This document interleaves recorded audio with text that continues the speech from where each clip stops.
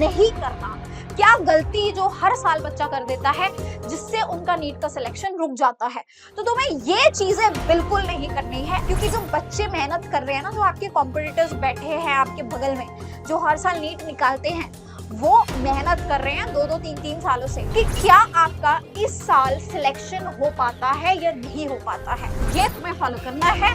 पढ़ाई करो, टेस्ट दो, एनालाइज करो एंड रिपीट। बस आप जैसे बहुत सारे बच्चे है ना, हजारों बच्चे आप ही की कैटेगरी में से निकल के आते हैं जो नीट में एडमिशन ले लेते हैं, जिनको जीएमसी मिल जाता है लास्ट 2 महीनों में, अगर आपने तगड़े से पुश मार दिया तो। सो नीट 2026 एस्पिरेंट्स, अब आपके पास बच गए हैं केवल 60 दिन अपने नीट एग्जाम को देने में। तो 3 मई 2026 को आपका नीट एग्जाम होने वाला है एंड अब आपके पास जो समय बचा है वो सिर्फ केवल 2 महीना बच गया है। अब इन 2 महीनों के अंदर भी कई बच्चों को ऐसा डाउट हो रहा है कि क्या उनका सिलेक्शन हो पाएगा, नहीं हो पाएगा। तो बेटा ये वीडियो आप सभी बच्चों के लिए बनाई गई है। अब इसमें मैं कोई हाई फाई बात नहीं करने वाली, एकदम साफ क्लियर शब्दों में मैं बात करूंगी। पहले मैं ये जानना चाहती हूँ कि आप कहाँ स्टैंड कर रहे हैं, ठीक है। उस हिसाब से मैंने बच्चों को 3 कैटेगरी में डिवाइड किया है, जो जनरली देखा जाता है इस समय पे। तो उन तीनों कैटेगरी में आप कहाँ फॉल कर रहे हैं, उस हिसाब से अब आप देखो कि क्या आपका इस साल सिलेक्शन हो पाता है या नहीं हो पाता है, ठीक है। और जो भी कैटेगरी में आप बिलोंग करते हैं, उसमें आपको ऐसी क्या स्ट्रैटेजी लगा देनी चाहिए कि कोई भी अगर कमी आपकी तैयारी में रह गई है तो उसको हम इस वीडियो के अंदर कवर करने वाले हैं कि इन 2 महीनों में आपको क्या, कौन सी रेस देनी चाहिए, है ना, कैसे अपनी रेस में पैर दबाना है और कैसे अपनी मंजिल तक पहुंचना है। तो आइए चलो वीडियो की शुरुआत करते हैं। देखो बच्चा, मैंने क्लियरली यहाँ पे स्टूडेंट्स को 3 कैटेगरी में डिवाइड कर दिया है और इन्हीं 3 कैटेगरी में हमें बच्चे हर साल दिखते हैं, ठीक है। सबसे पहली कैटेगरी होने वाली है वो बच्चा जो 0 से 40% के बीच में तैयारी, ये तैयारी के बेसिस से मैंने डिवाइड किया है, जिनकी तैयारी, अपना सिलेबस कंप्लीशन, तैयारी का मतलब है कि कितना आपका सिलेबस कंप्लीट हुआ है, कितना क्वेश्चन प्रैक्टिस किया है। तो अगर आप इस कैटेगरी में बैठे हैं जो बिल्कुल कुछ नहीं टच किया, जो कि हालांकि कम ही होता है, 10-20% तो आपने कभी ना कभी पढ़ा ही होता है, ठीक है। तो इस कैटेगरी में अगर बैठे हैं, आपकी 40% तक, 30-40% तक अगर तैयारी है, तो बेटा सच कड़वा होता है लेकिन सच बोलना जरूरी है, आपको रियलिटी चेक देना जरूरी है। तो आप बेटा इस साल नीट, बहुत कोई चमत्कार ही अगर होगा ना तो ही आप नीट निकाल पाएंगे, क्योंकि जो बच्चे मेहनत कर रहे हैं ना, जो आपके कॉम्पिटिटर्स बैठे हैं आपके बगल में, जो हर साल नीट निकालते हैं, वो मेहनत कर रहे हैं 2-2 3-3 सालों से, ठीक है। वो आपकी तरह नहीं कि सिर्फ ख्याली मतलब दे आर जस्ट थिंकिंग कि बिना मेहनत करे, बिना कुछ करे और इतनी सी तैयारी में मेरा नीट निकल जाएगा, मैं एम्स पहुंचूंगा। नहीं, ऐसा नहीं हो सकता है। वो बच्चा जो मेहनत कर रहा है इतने टाइम से, जिसने अपना 70-80% या इवन 60-50-60% भी जिन्होंने अपना सिलेबस खत्म किया है, वो भी कहीं ना कहीं अगर इन 2 महीनों में पुश मारे तो सिलेक्शन मिल जाएगा। लेकिन सॉरी बेटा, आपको शायद बुरा लगे। अब ऐसे कंडीशन में आप क्या करें, आप या तो ड्रॉप ले लो, ठीक है, जो हर बच्चा सोचता भी है जिसके बारे में। और ड्रॉप भी मैं उन्हीं बच्चों को सजेस्ट करूंगी जो सच में नीट को क्लियर करना चाहते हैं और अगले साल इतनी मेहनत करने के लिए तैयार हैं, ठीक है। अदरवाइज बेटा आपको निराश होने की जरूरत नहीं। मैं आपको कोई डांटने नहीं आई हूँ, कोई मतलब मैं आपको डिमोटिवेट करने नहीं आई हूँ, ठीक है। हर बच्चा अलग होता है, हर बच्चा डॉक्टर बनने के लिए पैदा नहीं हुआ है। बात समझ में आ गई?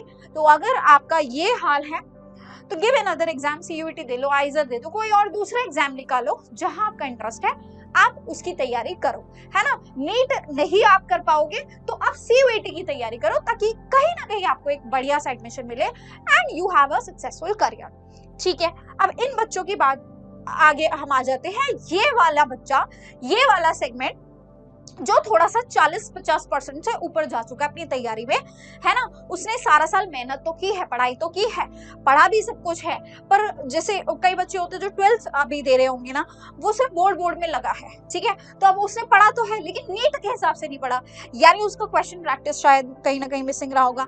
तो अगर आप इस लेवल पे बैठे हैं तो अब आपको क्या करना है, आपको पहली बात तो ये बता दूं कि आपके लिए नीट कंप्लीटली डुएबल है।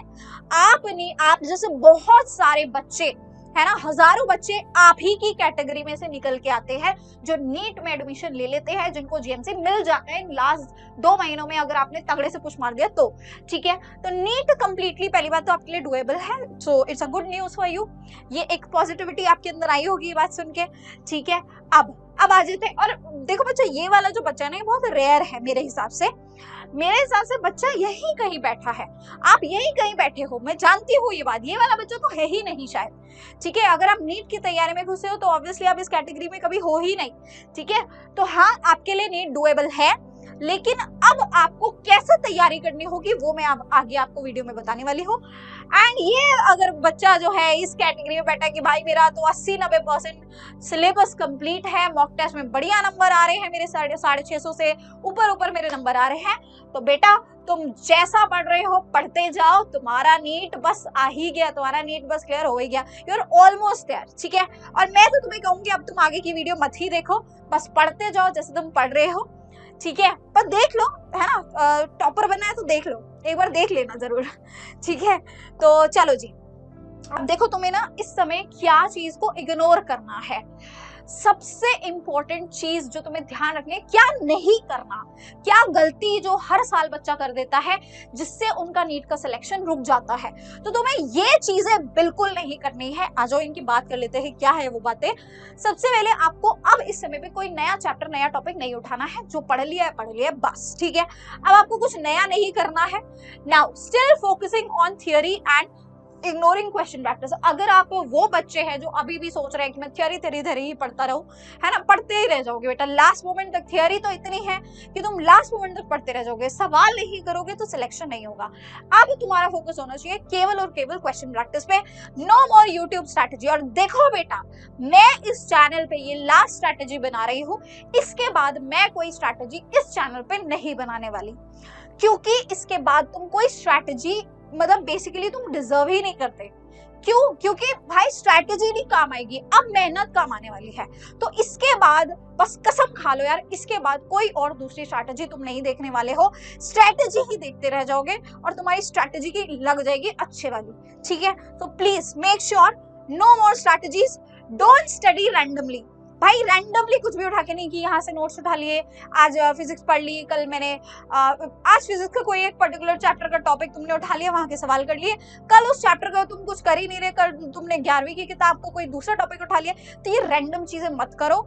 एक पेपर उठाओ, आज के आज एक पेन उठाओ एंड वहां पे लिखो तुम्हारा सिलेबस क्या है। नीट का सिलेबस का प्रिंट आउट तुम्हारे पास होना चाहिए, नहीं है तो तुम अब देख लो कि तुम कितने सीरियस हो। तुम्हारे पास एक नीट का अगर सिलेबस का प्रिंट आउट नहीं है ना बच्चे, पीडीएफ होना बहुत जरूरी है तुम्हारे पास, तभी तुम्हें क्लैरिटी होगी तुम्हें एग्जैक्टली क्या चीजें पढ़नी है, और उस हिसाब से, उस सिलेबस के हिसाब से अपनी चीजों को अंडरलाइन करते जाओ जो तुमने पढ़ लिया है। अब देखो तुम्हें ये जो शुरू के 20 दिन होने वाले हैं ना बच्चे, इन 20 दिन में अपना पूरा सिलेबस कंप्लीशन के ऊपर टारगेट और फोकस रखना होगा। ठीक है, तो रैंडम कुछ नहीं पढ़ना है, कंप्लीट एक स्ट्रैटेजी के साथ तुम पढ़ोगे, चैप्टर वाइज पढ़ोगे, टॉपिक वाइज पढ़ोगे, और कैसे पढ़ोगे, जो नीट का सिलेबस है उसके हिसाब से पढ़ोगे।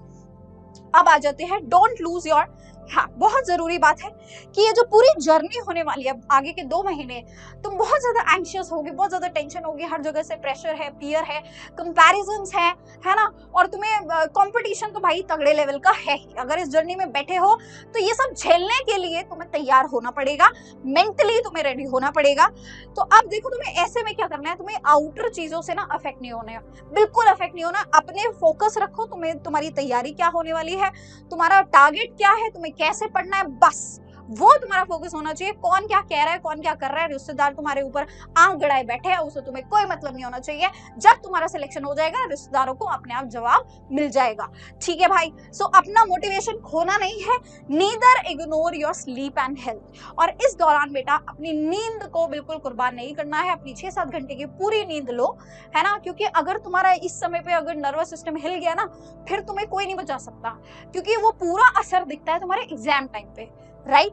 तुम्हें आती हुई चीजें तुम गलत कर जाते हो, तो अपने नर्वस सिस्टम को बिल्कुल रेगुलेटेड फॉर्म में तुम्हें चलाना है। अब यहाँ पे आ जाते तुम्हारी स्ट्रेटेजी क्या होने वाली है। देखो मैंने पूरा तुम्हारा फेज को डिवाइड कर दिया है 3 फेज में। शुरू के 20 दिन सिर्फ और सिर्फ तुम्हारा फोकस होना चाहिए फुल सिलेबस कंप्लीशन में, जहां पे तुम डेली बेसिस पे बेटा बायो के 1 से 2 चैप्टर करोगे। अब मैंने 1 से 2 इसलिए लिखा है क्योंकि ऐसे बहुत सारे चैप्टर्स होते हैं आपके बायो के अंदर, स्पेशली आप 12th में देखो आपके इकोलॉजी के लास्ट के 3 चैप्टर्स हो गए, है ना, रिप्रोडक्टिव हेल्थ हो गया, ये सब छोटे छोटे चैप्टर्स, ऐसे 2 चैप्टर्स आप डेली बेसिस पे खत्म कर सकते हो, ठीक है। तो इसीलिए जो चैप्टर छोटे हैं उनको 2 निपटा दो, जो मॉलिक्यूलर बेसिस प्रिंसिपल जैसे चैप्टर है उनको 1 दिन पूरा लगेगा। तो आप इन 20 दिन को लो और अपने सारे चैप्टर्स को निपटाओ, और वीकेंड नहीं मनाना है। अब कोई वीकेंड सैटरडे संडे कुछ नहीं, डेली बेसिस पे तुम्हें पढ़ाई करनी है इन 2 महीनों के अंदर।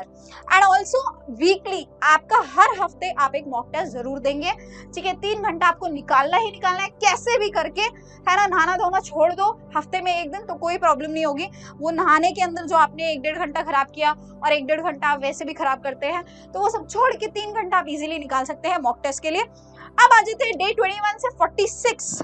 इसमें तुम्हें क्या करना है भाई, ये तुम्हारा होने वाला है कंप्लीट मॉक टेस्ट वाला फेज। यहाँ पे तुम डेली बेसिस पे मॉक टेस्ट दोगे और उसको डेली बेसिस पे एनालिसिस भी करोगे और मिस्टेक नोटबुक में लिखते चले जाओगे।